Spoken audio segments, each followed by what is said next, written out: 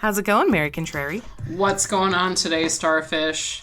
Lots going on in the world today. Oh, for sure. Isn't it always something? Yeah, well, we record a little bit earlier than you guys hear this, but there's, big things going on in the world with Russia and Ukraine right now. Yeah. So it's very difficult to focus on life right now. But here we are with another wonderful scam story, I'm sure. Right, yes. Oh, yeah.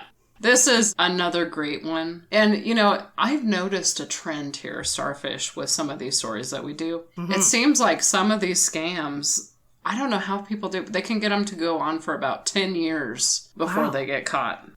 It seems like it's a slow build maybe into it. They just find ways to infiltrate in your life or something. Get you trusting them. Yeah. I don't know. Yeah, something like that. So this one is another one of, my favorites of people in a trusted position that are taking advantage of everybody else, which is like my most hated people ever. Besides the rich, you mean? Yes, this is besides the rich. Okay, so these are worse. Yeah. Okay. So what we have is a story of Mary Margaret Kreuper, who admittedly stole $835,000 from a Torrance elementary school to fund her gambling habit. Oh my God. So... Whoa. So let's give some background on her because I have some experience in this religion that we're going to talk about. Okay. So this Mary Margaret Kreuper, I'm sure you can tell by the name, she's a nun. Yeah, sounds like it.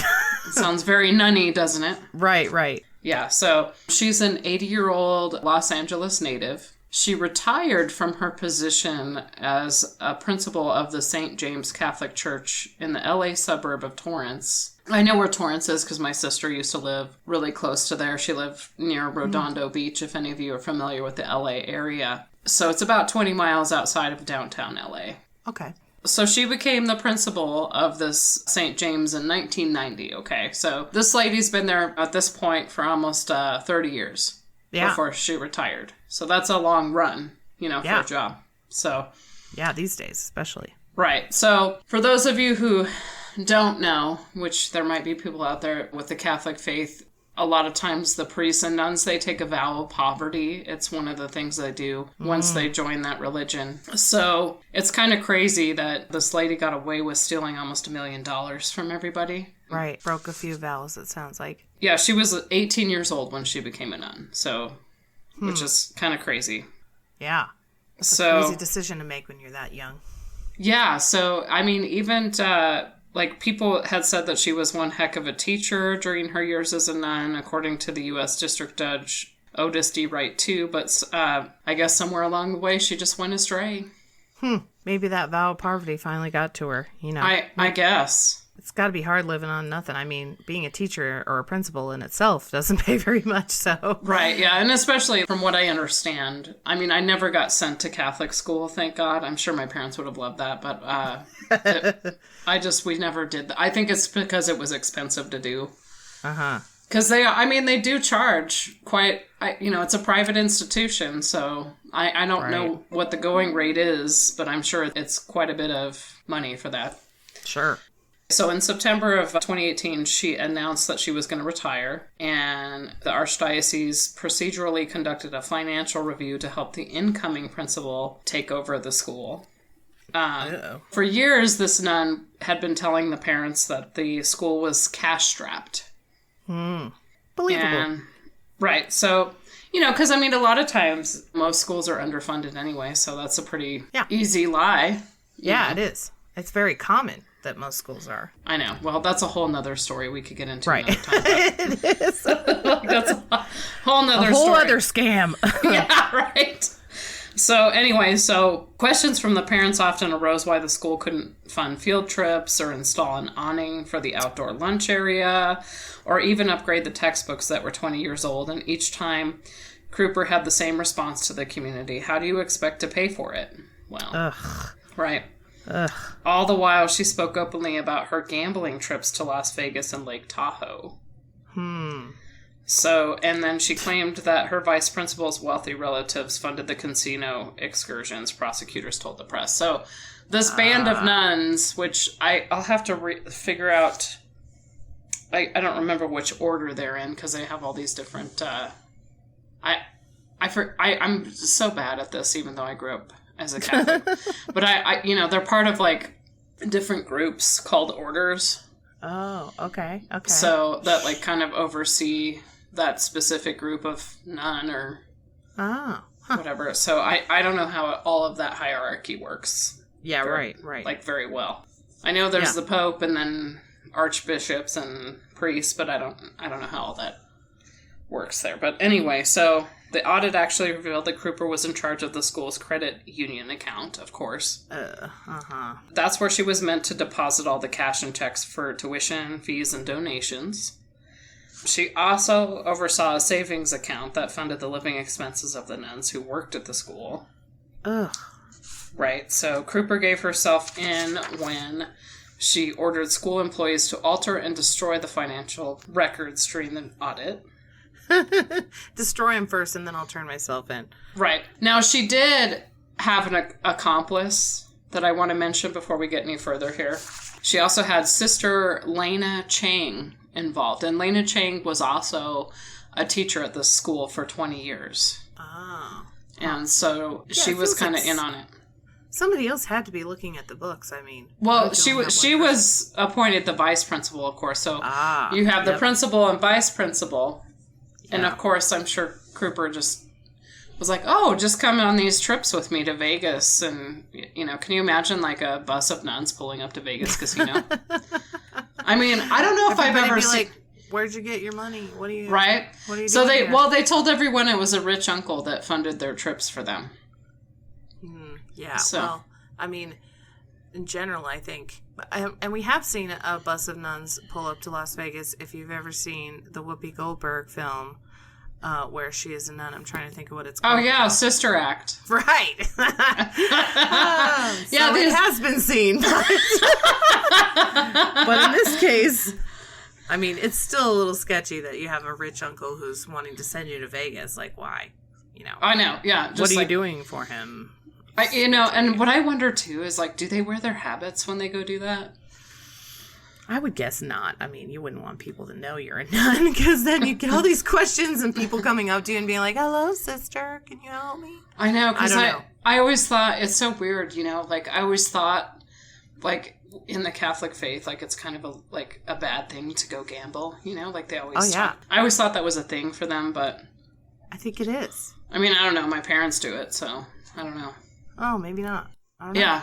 I think in general, it's probably, I don't know. I mean, it's illegal, and then psychologically, it's not good because there's this thing called the gambler's fallacy where you always think you're winning even though you're not. Odds are you're always going to lose. Like, the odds are against you. But for some reason, if we win one single time, our brains think, oh, I can do that again. So I know psychologically it's not healthy, but I don't know. I mean, religion doesn't necessarily, well, we won't go there, but... Right. Like, I guess, yeah. So to me, it's just kind of crazy that they were doing this, and especially almost $1 million. I remember going, like, when I would go up to gamble in Las Vegas or other places around the country, after I lost $20, I was kind of pissed, Yeah. Like, I don't know. Like, I just don't know how people just go in there and they're like, oh, I just lost like $500. And they're like totally fine with it. Like, I would not be fine with that. Well, I mean, I have to admit, I do have a little bit of a gambling problem myself, so I'm not allowed to gamble. I know. I'm not allowed to gamble. I know statistics, I know numbers, but blackjack is my favorite game, and so I'm pretty good at it. I know all the numbers, I know all the rules and everything, and I had a friend who lived in Vegas, and I went out there and started just gambling, and my dad had the same problem, and I just couldn't stop. I was using my rent money, my boyfriend was loaning me money. It was really bad. I think I blew $2,000 at least, and then I went home and probably blew another 1,000 or 2 online, and I was like, okay, I'm done. Never again. This is really bad. Oh my God. And you're admitting this on the show. Yeah, oh my God. I'm admitting it on the show.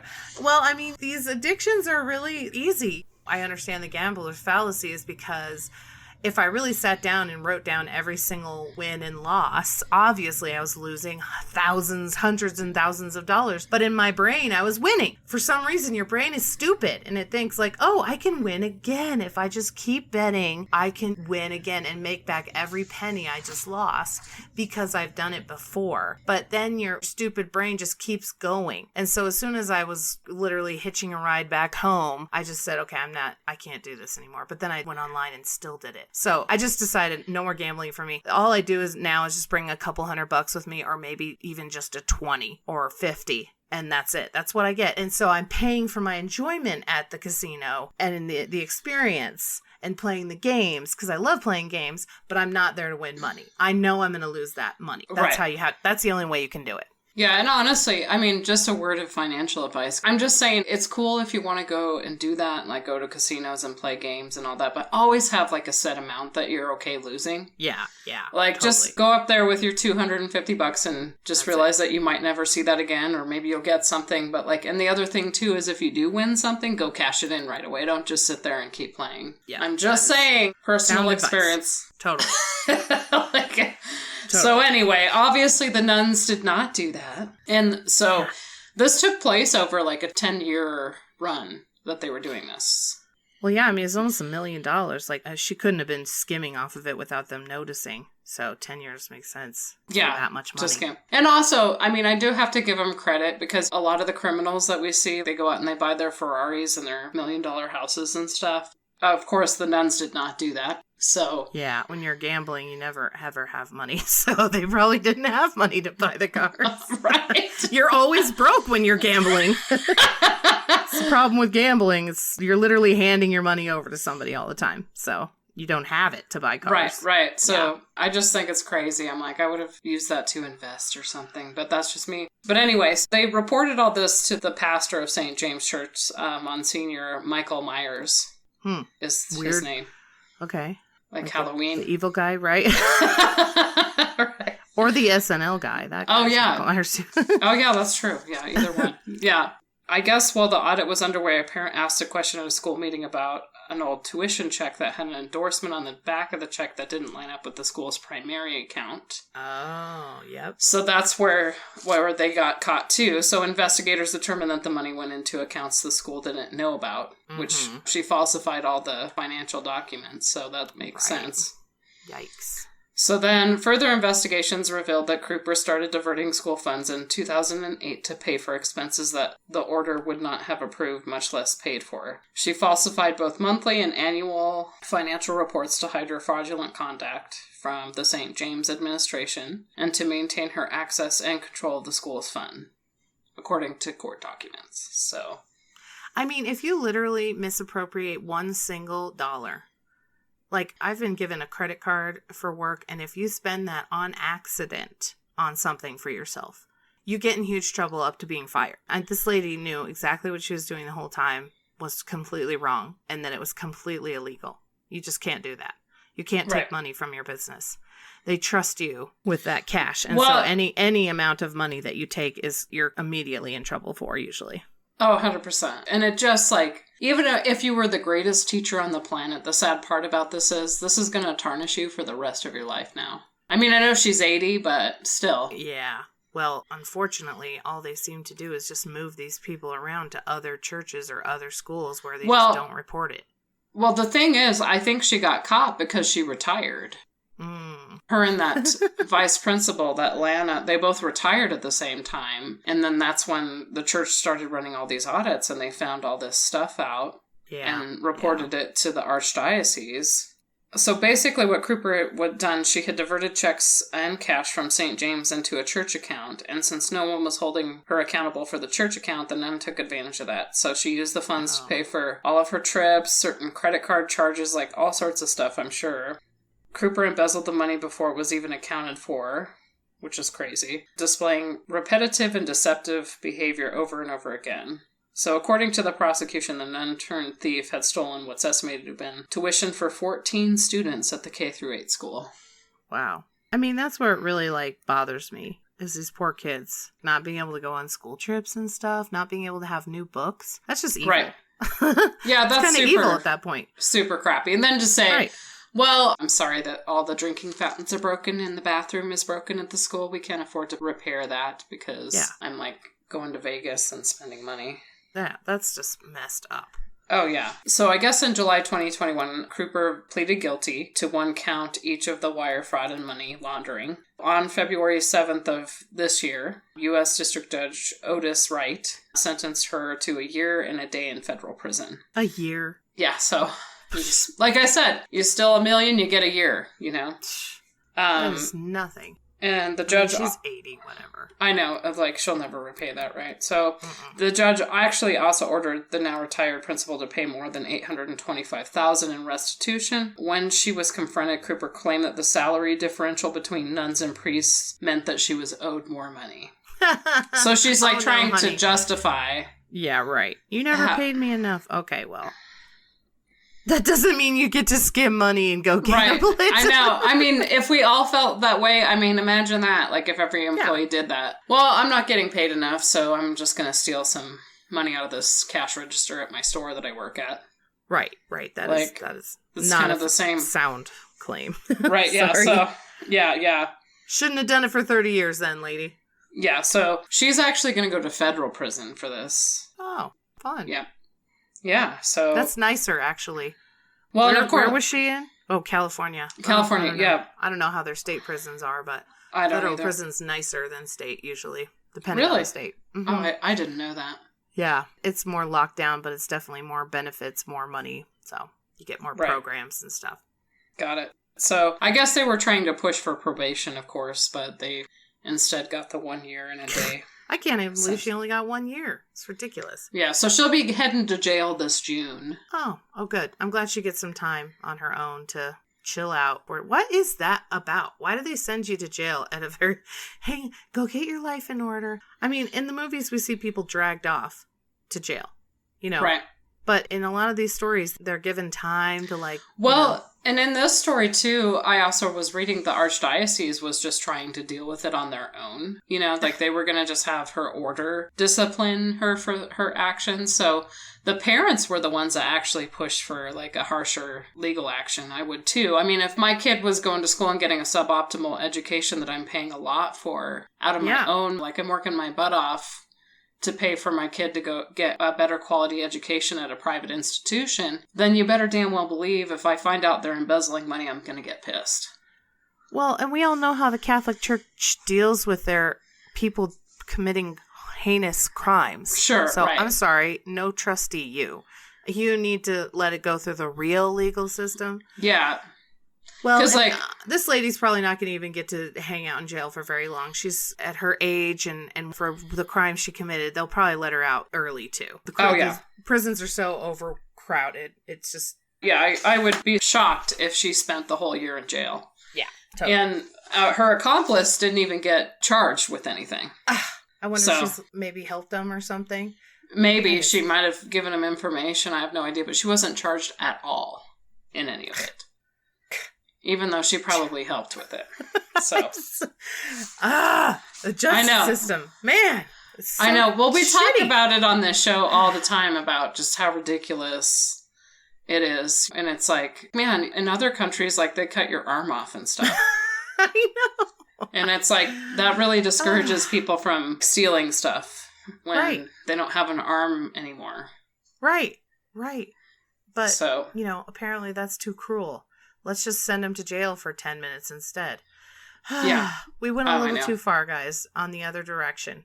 This is bad. I mean, this lady, betrayed the trust of children, families, her coworkers for 10 years. She stole $1 million from them. It's a pretty bad deception and a pretty evil, fucked up thing to do for a nun, especially. It deserves way more than this. The only problem here is that we're talking about addiction, and addiction is classified as like a disease. So she couldn't help it. Yeah, no, I mean, but still, you were in a position of trust and power, so. And I mean, she was even claiming that it was like mental issues she was having. And it's like, well, I can see that too, but it's just like, not really. If you're taking other people's hard worked money for your own gain. Right. Go to therapy. Yeah, it's like, I'm sure there's someone you could go talk to. There's probably counseling that you could go. Right. Like, you're not allowed to go to Vegas. Sorry. You obviously have a problem. It's just like drinking. You can't drink anymore. Right. Well, yeah. Great story, Mary Contrary. Just really, like, my blood's boiling a little on this one. Yeah, for sure. I don't even know why. God. I just think it's the thought of, my heart goes out to the students and the parents in this case, because they're the real victims of this heinous crime. Right, right. They weren't like calling a psychic or, like they weren't engaging in a behavior that was a little risky or anything. They were just sending their kids to school. And this has totally blindsided them, And, everything's really expensive in California too. So, it just really super sucks extra for them. It's like they're trying to have their kids get ahead in life. Right. By giving them what they think is a quality private education. And they're not getting that. To like 20-year-old textbooks, come on. Oh, yeah, that's the worst part. And the no field trips, I mean, those poor kids, they were just totally shortchanged for this lady's gambling problem. Yeah. Terrible. Absolutely. Well, think twice before you send your kids to a private school, people. I work in public schools, and every penny is accounted for. It's very rare that there's fraud. You can see all the money, every single penny. We have to justify it where they go. Yeah. So, anyway, all right. Well, we'll see you guys next time. Yeah.